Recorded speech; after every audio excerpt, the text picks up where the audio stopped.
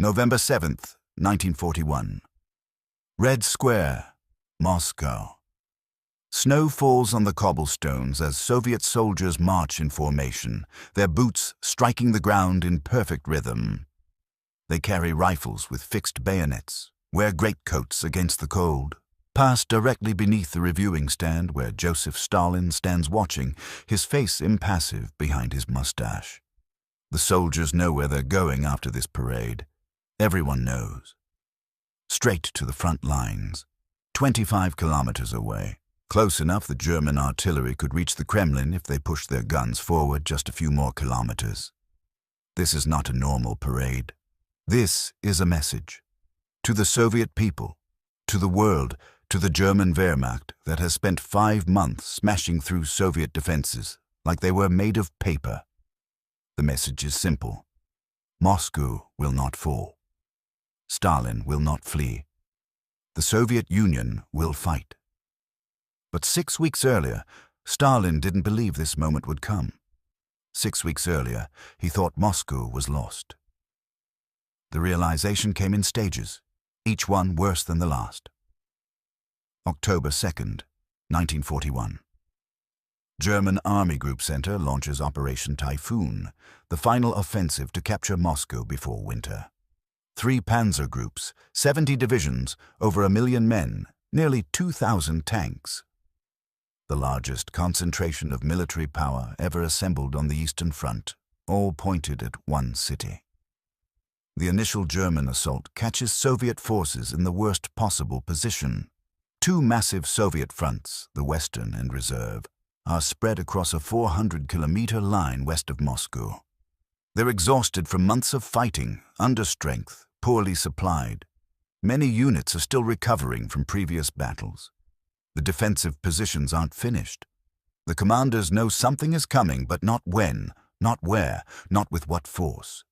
The Germans hit them like a sledgehammer.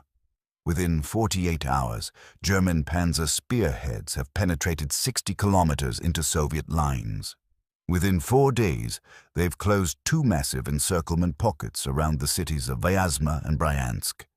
Inside those pockets, 6 Soviet armies, more than 500,000 men, cut off, surrounded, doomed. The news reaches Moscow in fragments. Initial reports are confused, contradictory. Then the truth becomes undeniable. The Western Front has effectively ceased to exist as a coherent fighting force. The road to Moscow lies open. German tanks are advancing virtually unopposed across terrain that should have been defended by multiple army groups. Stalin's first reaction is rage. He summons the commanders, demands explanations, threatens executions. But the explanations don't matter. The facts are simple and terrible. The Germans have just destroyed the main Soviet defensive line in less than a week. They're now closer to Moscow than Soviet reinforcements are, and they're still moving. October 7th. German forces complete the encirclement at Vyazma. Inside the pocket, Soviet soldiers realize they're trapped. Some units try to break out immediately, throwing themselves against German lines in desperate attacks. Others dig in, hoping for relief that won't come. Most simply try to survive, knowing they're already dead men, just waiting for the end. The Soviet soldiers in the Vyazma pocket fight for 2 weeks. They fight without air support, with dwindling ammunition, with no hope of rescue. They fight because surrender means death anyway, either in combat or in German captivity. They fight because behind them is Moscow, and if they don't fight here, the Germans will be in Red Square by November. They buy time with their lives. Every day the Germans spend reducing the pocket is a day Moscow can prepare. But the cost is catastrophic. By October 20th, when the last organized resistance in the Vyazma pocket collapses, over 600,000 Soviet soldiers are dead or captured. 600,000. More than the entire British expeditionary force in France in 1940. Gone. Vanished from the Soviet order of battle in 18 days. This is when Stalin understands. Not just understands intellectually, but feels in his bones. Germany will reach Moscow before winter. The math is simple and brutal. Moscow is 300 kilometers from the old border. The Germans have covered 2/3 of that distance in 4 months. They now have barely 100 kilometers to go, and the main Soviet armies that were supposed to stop them no longer exist. The remaining Soviet forces between the Germans and Moscow are scattered, disorganized, desperately trying to form some kind of defensive line from the wreckage of the Western Front. Stalin calls Georgy Zhukov back to Moscow. Zhukov arrives on October 10th, is immediately appointed commander of the Western Front, is immediately told the situation. The conversation is brief. Stalin asks if Moscow can be held. Zhukov says he doesn't know, needs time to assess the situation. Stalin says there is no time. Zhukov goes to the front, sees the reality for himself. Returns to Moscow, tells Stalin Moscow can be held, but only if every available man, gun and tank is thrown into the defense immediately. Only if the civilian population is mobilized to dig defenses. Only if units are pulled from other fronts, even if it means weakening defenses elsewhere. Only if they're willing to pay any price. Stalin agrees to everything, because the alternative is unthinkable. October 13th. The weather changes. The autumn rains begin. The Rasputitsa, the season of mud. The roads turn to soup. German tanks and trucks bog down, sometimes sinking to their axles in mud that's more like liquid clay. The advance slows from kilometers per hour to meters per hour. German soldiers push vehicles by hand through mud that sucks at their boots, exhausts them after 100 meters. Supply trucks can't get through. Ammunition runs low. Food runs low. The German advance doesn't stop, but it crawls. This is Moscow's first reprieve. Not a gift from Soviet defenders, but from Russian geography. The Germans have been warned about the Rasputitsa, but warnings don't capture the reality of roads that simply cease to exist, of tank tracks spinning uselessly, of horses drowning in mud trying to pull artillery pieces. The German timetable, already tight, starts to slip. But the mud doesn't stop the advance. It slows it, and slow is not the same as stopped. October 16th, the panic begins. It starts with rumors. The Germans are at the gates. The government is evacuating. Stalin is leaving Moscow. The rumors spread through the city like fire through dry grass. Factory workers abandon their posts. Officials burn documents. People pack what they can carry, try to get on trains heading east, any train, anywhere, away from the Germans. The rumors are partly true. The government is evacuating. Most of the ministries, the foreign embassies, the state archives, they're all being packed onto trains and sent to Kuibyshev, 1,000 kilometers east on the Volga. The evacuation has been planned for days, but the sight of officials loading trucks, of files being burned, of important people leaving, it triggers something primal in the Moscow population. If they're leaving, Moscow is lost. Looting breaks out. Stores are ransacked. Police stations are attacked. The NKVD tries to maintain order, but even they're affected by the panic. Some NKVD units simply disappear, their officers fleeing east with everyone else. The social order that's held Moscow together through 5 months of war, through bombing raids and food shortages and casualty lists, it fractures in a single day. This is the moment. October 16th, 1941. The moment Stalin has to decide. He can leave. A plane is ready. Kuibyshev is waiting. The government is there. The military command is moving there. The gold reserves are already there. He can run the war from safety, preserve the leadership of the Soviet Union, live to fight another day. It's the rational choice. It's what his advisors recommend. It's what any reasonable leader would do when the enemy is 70 kilometers away and advancing. But Stalin understands something his advisors don't. If he leaves Moscow, Moscow falls. Not militarily, psychologically. If Stalin runs, every Soviet soldier defending Moscow will know their leader abandoned them. Soviet citizen will know the city isn't worth defending. The Germans won't even need to fight their way in. The city will collapse from within. Stalin makes his decision. He calls his closest associates together, tells them, "I'm staying. Moscow will be defended. Anyone who wants to leave can leave. But I'm staying." The decision ripples outward. If Stalin stays, the NKVD stays. If the NKVD stays, order can be restored. If order is restored, the defense can be organized. One man's decision to stay becomes the foundation for an entire city's resistance. But staying is one thing. Holding is another. October 19th, Stalin declares a state of siege in Moscow. The announcement is broadcast on radio, posted on walls, shouted through loudspeakers. Anyone caught looting will be shot on sight. Anyone spreading panic will be shot on sight. Anyone attempting to desert will be shot on sight. The NKVD is authorized to use any force necessary to maintain order. The shootings begin immediately. Looters are executed in the streets. Deserters are caught at train stations, shot in front of crowds as examples. The panic doesn't stop instantly, but it stops spreading. The fear of the Germans is balanced by the fear of the NKVD. Moscow holds together and the defenses go up. 300,000 Muscovites, mostly women, are mobilized to dig defensive positions. They work in shifts around the clock, digging trenches, building tank traps, stringing barbed wire. The ground is starting to freeze, making digging harder, but they dig anyway. Teenage girls swing pickaxes to break the frozen earth. Elderly women carry sandbags. Children too young to dig carry water to those who can. They're building 3 defensive lines. The first is 70 kilometers west of the city, where Soviet forces are trying to form a continuous front from the scattered remnants of the Western Front. The second is 30 kilometers out, a fallback position if the first line breaks. The third is at the edge of Moscow itself, a last-ditch line that runs through the suburbs. Everyone knows what the third line means.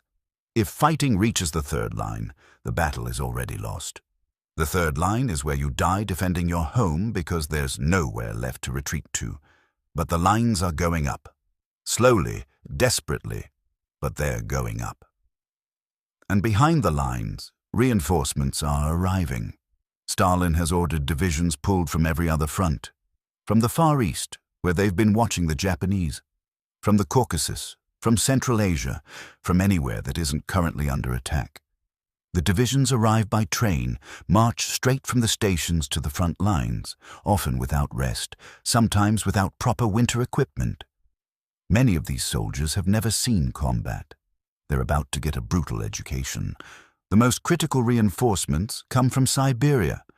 These are the divisions that have been training in winter warfare, that have proper winter uniforms, that know how to fight in cold, that can kill as quickly as bullets. Stalin has been hoarding these divisions, waiting for the right moment to commit them.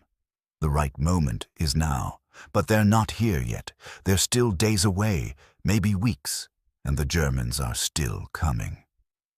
October 27th. The weather changes again. The temperature drops. The mud freezes. The roads become passable again. The German advance resumes at full speed. This is what Stalin feared. The Rasputitsa bought time, but not enough time. The defenses aren't ready. The reinforcements aren't in position. And now the Germans are moving again, their tanks rolling across frozen ground, their infantry advancing in the cold morning air, visible breath trailing behind them as they march toward Moscow. The German soldiers can see the city now. On clear days, from high ground, they can make out the spires of the Kremlin. They're so close. After 5 months of fighting, after covering thousands of kilometers, after losing hundreds of thousands of men, Moscow is right there, within reach. Just a few more days of fighting, just one more push. They push. November 1st. German forces reach Tula, 100 kilometers south of Moscow. The city is a major industrial center, produces weapons and ammunition for the Soviet war effort. The Germans try to take it quickly, expecting the same collapse they've seen everywhere else. But Tula doesn't collapse. The workers barricade the factories, fight from the windows, turn the city into a fortress. The Germans surround Tula, but they can't take it. The city holds. November 6th. Stalin gives a speech in the Mayakovskaya metro station, 50 meters underground, safe from German bombs. The metro has become a bomb shelter, thousands of Muscovites sleeping on the platforms every night. Stalin speaks to party leaders, military commanders, factory workers. The speech is broadcast throughout the city. He doesn't pretend the situation isn't desperate. He acknowledges the losses, the territory lost, the city's fallen. But he frames it differently. The Germans have advanced far, yes, but they've also exhausted themselves. They've lost hundreds of thousands of men. Their supply lines are stretched thin. They're fighting at the end of a long, vulnerable logistics chain, and winter is coming. Winter is coming. Stalin repeats this phrase. Winter is coming, and the Germans aren't ready for it.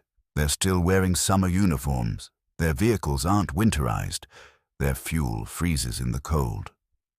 Winter will be Russia's ally, as it has been before. The speech is classic Stalin. Part threat, part promise, part historical invocation. He reminds his audience of past invaders who reached Moscow and failed. Napoleon made it to Moscow, burned the city, and still lost. The Germans will fare no better. But the real message is simpler. Moscow will not fall. We will fight for every street, every building, every meter, and we will win. The next morning, November 7th, the anniversary of the Bolshevik Revolution, Stalin does something extraordinary. He holds the traditional military parade in Red Square, with German forces 30 kilometers away, with German reconnaissance aircraft flying overhead, with the sound of artillery audible in the distance. The parade is both propaganda and practical. Propaganda because it shows the world that Moscow is still functioning, still defiant, still Soviet. Practical because the troops marching in the parade aren't going back to barracks afterward. They're marching straight to the front lines. The parade is a troop movement disguised as a celebration. Stalin stands on Lenin's mausoleum, watching the troops march past. He gives a speech, short and direct. He invokes Russian heroes of the past. Alexander Nevsky, who defeated the Teutonic Knights, Dmitry Donskoy, who defeated the Mongols, Alexander Suvorov, who never lost a battle, Mikhail Kutuzov, who defeated Napoleon.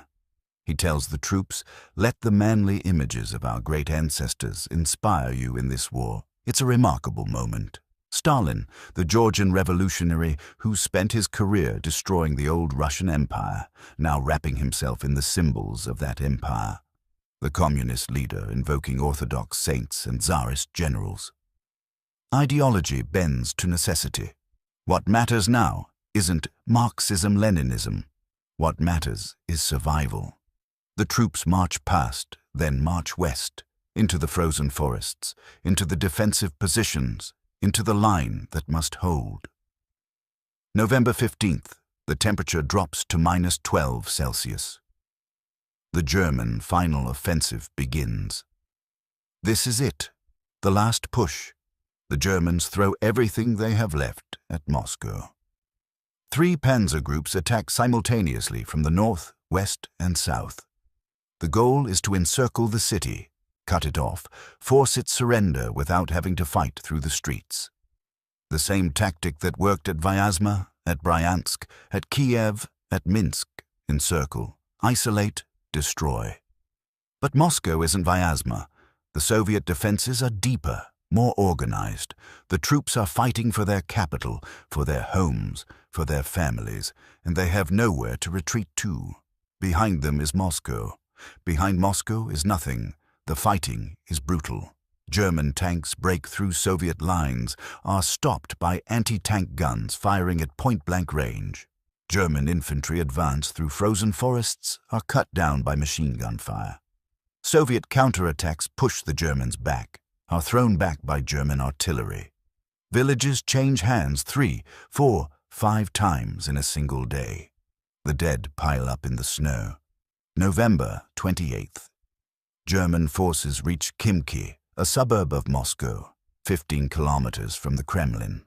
Some German officers claim they can see the spires of the Kremlin through their binoculars. Whether they actually can or not almost doesn't matter. The psychological impact is enormous. The Germans are in the suburbs. Moscow is within reach. But reaching isn't taking. The German advance stalls in Khimki. Soviet reinforcements counterattack, push them back. The Germans try again, can't break through. Try again, can't break through. The offensive is running out of steam. December 1st, the temperature drops to -25°C. German vehicles won't start.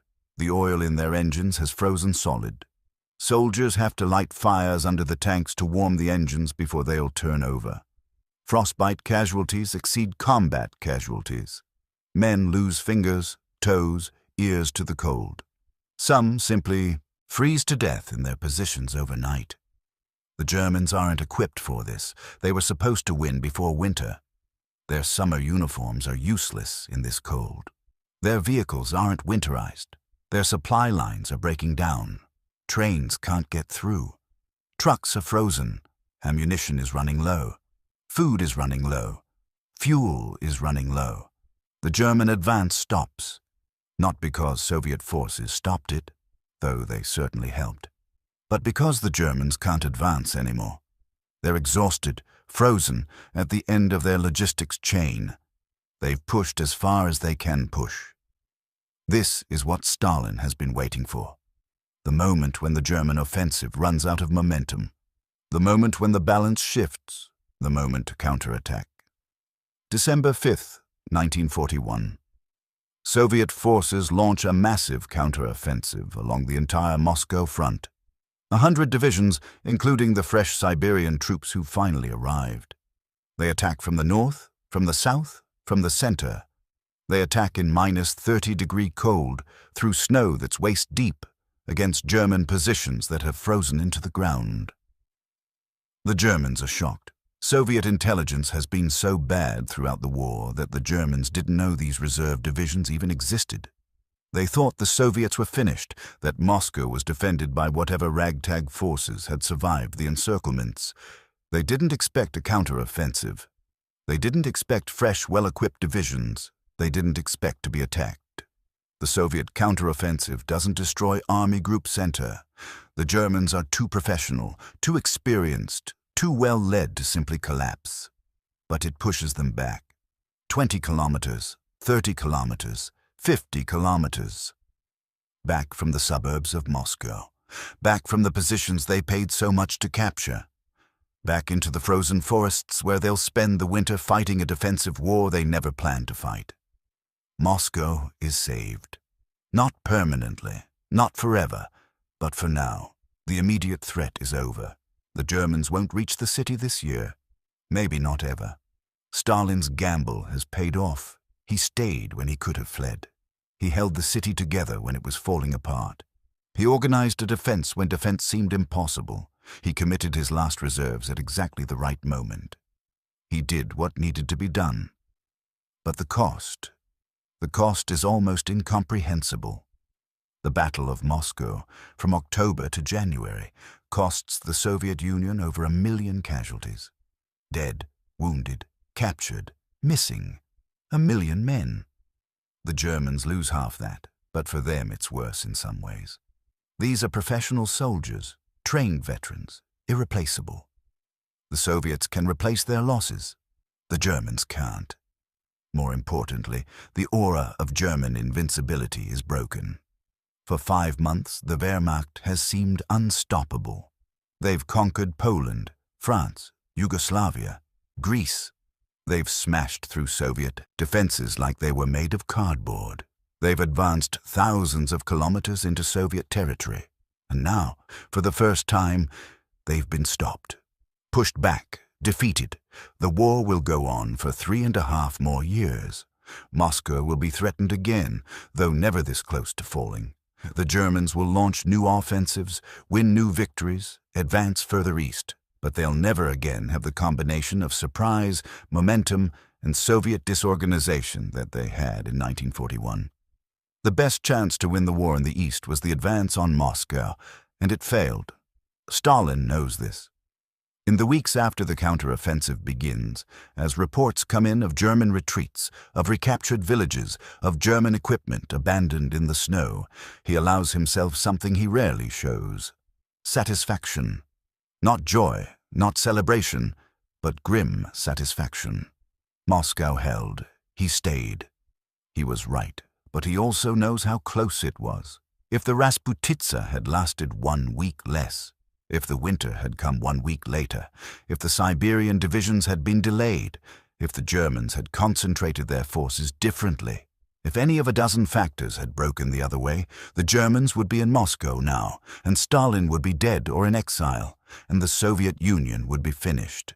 The margin between victory and defeat was measured in days, in kilometers, in degrees of temperature. Stalin made the right decisions, but he also got lucky. He knows this. He'll never admit it publicly, but he knows. Years later, after the war is won, after the Germans are crushed, after Soviet flags fly over the Reichstag in Berlin, Stalin will occasionally talk about the defense of Moscow.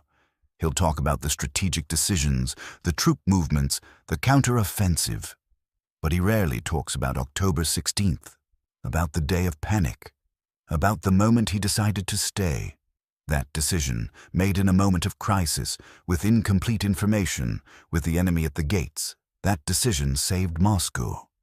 Maybe saved the Soviet Union, maybe changed the course of the war, one man's choice to stay rather than flee. Stalin wasn't a good man. He was a dictator, a tyrant, responsible for the deaths of millions of his own people. But in that moment, in that crisis, he made the right choice. He stayed. Moscow held, and the war turned. The soldiers who marched in that November 7th parade, who marched straight from Red Square to the front lines, most of them didn't survive the winter. They died in frozen forests, in ruined villages, in desperate counterattacks. They died so Moscow could live. Stalin stood on Lenin's mausoleum and watched them march past, knowing most would die, knowing it was necessary, knowing there was no other choice. War is mathematics written in blood. The equation was simple: their lives for Moscow. And Stalin made the calculation without hesitation. That's what Stalin said when he realized Germany would reach Moscow before winter. He didn't say much. He made a decision. He stayed. He fought.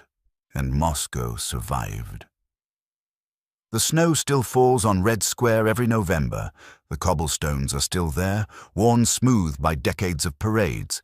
The Kremlin still stands, its spires visible from kilometers away, just as the German soldiers saw them in 1941. The city they almost reached, the city they never took. Moscow remembers. The veterans remember, those few who are left. They remember the cold, the fear, the desperation. They remember the day Stalin stayed. They remember the parade in the snow. They remember marching west into the frozen hell of the front lines. They remember because some things shouldn't be forgotten. Some moments define everything that comes after. October 16th, 1941. November 7th, 1941. December 5th, 1941. The days Moscow survived. The days that changed the war.